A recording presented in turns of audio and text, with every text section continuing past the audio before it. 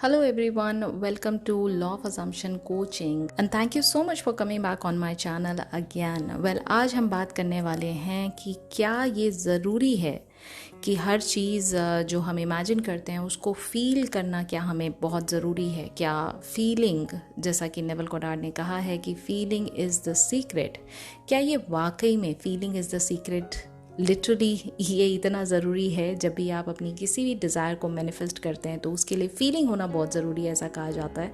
ऐसा क्यों है, इसके बारे में आज बात करेंगे। सबसे पहले तो आप ये बात समझिए कि किसी भी चीज़ को जब आप फील करते हैं वो तभी आपको कोई इमोशन का एहसास कराती है, ठीक है। अगर आपके अंदर किसी चीज़ के लिए फीलिंग नहीं है तो उससे रिलेटेड कोई भी बात का आप इमोशन अपने अंदर महसूस नहीं कर पाएंगे, ठीक है।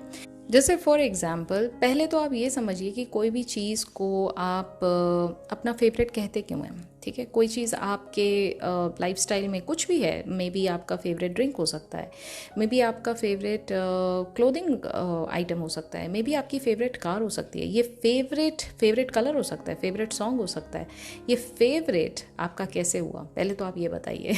कभी आपने सोचा है कि ये गाना मुझे मेरा फेवरेट क्यों लगता है? मे बी उसका म्यूज़िक आपको बहुत ज़्यादा पसंद है, मे बी उसके लिरिक्स बहुत ज़्यादा पसंद है, या फिर उस सॉन्ग से आप कुछ ना कुछ कनेक्ट कर पा रहे हैं। That is why you feel that this is your favourite song. You want to listen to that song over and over again, and yet you don't feel bad, you don't feel bored, you are still in love with this song. So इस particular song का ही अगर मैं example लूँ तो कभी आपने देखा है, नोटिस किया है कि आप रास्ते में चल रहे हैं, ऑल ऑफ अ सडन अगर आपका फेवरेट सॉन्ग हो जाता है तो बिल्कुल आप सारी चीज़ें छोड़ के आपका पूरा का पूरा अटेंशन जो होता है वो सॉन्ग के हर एक वर्ड पे, हर एक म्यूज़िक नोट पे, हर एक पैराग्राफ पे होता है, क्योंकि आप उसको अच्छे से इंजॉय करना चाहते हैं, उसको महसूस करना चाहते हैं, ठीक है। तो जो भी चीज़ आपकी लाइफ में फेवरेट होती है वो इसलिए फेवरेट होती है क्योंकि आपकी उस पर्टिकुलर चीज़ से, आपकी उस पर्टिकुलर थिंग से आपकी फीलिंग्स अटैच हैं। अगर मैं इन फीलिंग्स को निकाल के बाहर कर दूं तो वही सॉन्ग तो नॉर्मल सॉन्ग हो जाएगा ना आपके लिए। आप इतने सारे सॉन्ग सुनते हैं लेकिन वो आपका फेवरेट सॉन्ग नहीं रहेगा, क्योंकि ऑब्वियसली आपकी उस पर्टिकुलर चीज़ के साथ कोई कनेक्शन नहीं है। वो कनेक्शन आपका फीलिंग्स के फॉर्म में होता है। आपकी फीलिंग्स आपका एक कनेक्शन बनाती हैं उस पर्टिकुलर ऑब्जेक्ट या उस पर्टिकुलर चीज़ से, ठीक है। तो कोई भी चीज़ आपकी लाइफ में फेवरेट इसलिए बनती है because you feel for that thing. अगर मैं ये फीलिंग निकाल के बाहर कर दूं तो वही ऑब्जेक्ट, वही पर्सन, वही सॉन्ग, वही फूड, वही सेम चीज़ बिल्कुल नॉर्मल हो जाती है। वो आपको बिल्कुल कहीं से लगेगा ही नहीं कि ये मेरी अपनी है, ठीक है। That is why feeling is the secret. अगर आप किसी चीज़ के लिए कोई फीलिंग नहीं रखते हैं तो वो चीज़, वो पर्सन, वो ऑब्जेक्ट वो है या नहीं है, आपकी अवेयरनेस उसकी तरफ कभी नहीं जाएगी, आपका अटेंशन उसकी तरफ कभी नहीं जाएगा, और अगर जाएगा भी तो आप उसको कभी सीरियसली नहीं लेंगे, ठीक है। That is why feeling is the secret. Now let's come to the main point.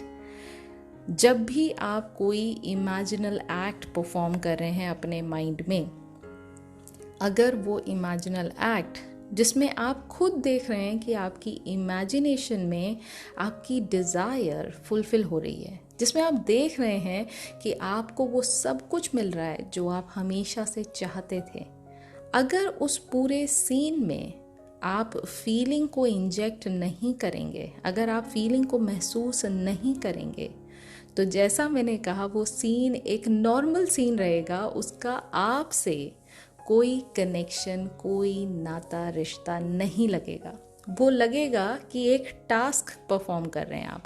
वो ऐसा लगेगा जैसा कि आप एक काम कर रहे हैं। और जब भी हम मैनिफेस्टेशन के रूटीन में किसी भी टेक्निक को, चाहे वो सैट्स हो, चाहे वो एफर्मेशन हो, चाहे वो विजुअलाइजेशन, कुछ भी हो, अगर आप उसको टास्क के फॉर्म में अगर आप उसको परफॉर्म करने लग जाएंगे, वो मैनिफेस्टेशन कभी रियलिटी में आएगा ही नहीं। उसके लिए आपको ये मानना बहुत ज़रूरी है कि जो आप देख रहे हैं, जो आप इमेजिन कर रहे हैं, उसको ही आप महसूस कर रहे हैं। आप उस टाइमलाइन में हैं जहाँ पर ये सारी की सारी चीज़ें आपके आँखों के सामने हो रही हैं। That is why it is been said that you always need to imagine the scene from the first person point of view. तो first person point of view का मतलब ये हुआ कि जैसे आप अभी बॉडी में रहकर अपनी हर चीज़ को देख पा रहे हैं एज एन ऑब्जर्वर, इसी सेम तरीके से आप इमेजिनल एक्ट भी परफॉर्म करते हैं। वहाँ पर भी आप जितनी चीज़ें देखते हैं वो first person point of view में रहकर ही देखते हैं, यानी अपनी बॉडी में ही रहकर देखते हैं। वहाँ अपना फेस नहीं देखते हैं, अपने आप को अपने बॉडी से बाहर निकल के नहीं देखते हैं। वहाँ बॉडी में रहकर पूरे के पूरे सीन को एंजॉय कर रहे होते हैं, क्योंकि आप उसमें फर्स्ट पर्सन पार्टिसिपेशन के तौर पे आप चीज़ों को महसूस करते हैं। ठीक है, that is why it is been said that yes, feeling is the secret. तो अगर आपके जहन में, अगर आपके मन में, अगर आपके दिल में फीलिंग नहीं है तो वो सीन आपका नहीं है। You need to work on your end scene. आपको उस सीन पर पहुंचना है जो कि best of the best scene है, और वो आपके अंदर वो फीलिंग को इन्वोक कर रहा है, जो आपकी फुलफिलमेंट को दिखाती है, आपकी फुलफिलमेंट को बताती है कि yes, finally I got what I always wanted, and this should give you such a deep feeling. This should give you such an joyful feeling कि आपको अपनी इमेजिनेशन में रहकर इतना डीप फील करके ऐसा एहसास होना चाहिए कि जब आप बाहर आए उस इमेजिनल एक्ट से तो आपको ये 3D सपना लगे। वो आपका इमेजिनल एक्ट आपको इतना ज़्यादा रियल लगना चाहिए। ठीक है, तो ये थी आज की video. I hope now you have understood why feeling is the secret. ये फीलिंग के पीछे इतनी सारी बातें नेविल गोडार्ड ने कही हैं, तो क्यों कही हैं, क्यों लॉ ऑफ अजम्पशन में फीलिंग का होना बहुत ज़्यादा बेहद ज़रूरी है। और इसलिए आपको जब भी आप इमेजिनल एक्ट परफॉर्म करें, जब भी विजुलाइज करें, तो इस स्टैंड पॉइंट से करिए कि ये टाइमलाइन में आप ऑब्जर्वर के तौर पे सारी चीज़ों को राइट इन दिस मोमेंट देख पा रहे हैं। तो जब राइट इन दिस मोमेंट आपकी डिज़ायर फुलफिल हो रही है तो आपको फीलिंग नहीं आएगी 100% आएगी। ठीक है, सो ये थी आज की video. I hope you like today's video. In case if you did, do not forget to give it a big fat thumbs up. मैं बहुत सारे न्यू टॉपिक्स को कवर करने की कोशिश करूँगी बहुत जल्द, और अगर आपको ये सीरीज़ पसंद आ रही है, ये आपको अच्छा लग रहा है, तो do let me know. I would be highly motivated with your comment. आप मुझे कॉमेंट करके बता सकते हैं, और मैं मिलूंगी आपसे बहुत जल्दी अगली वीडियो में। तब तक अपना ख्याल रखिए एंड हैप्पी मैनिफेस्टिंग।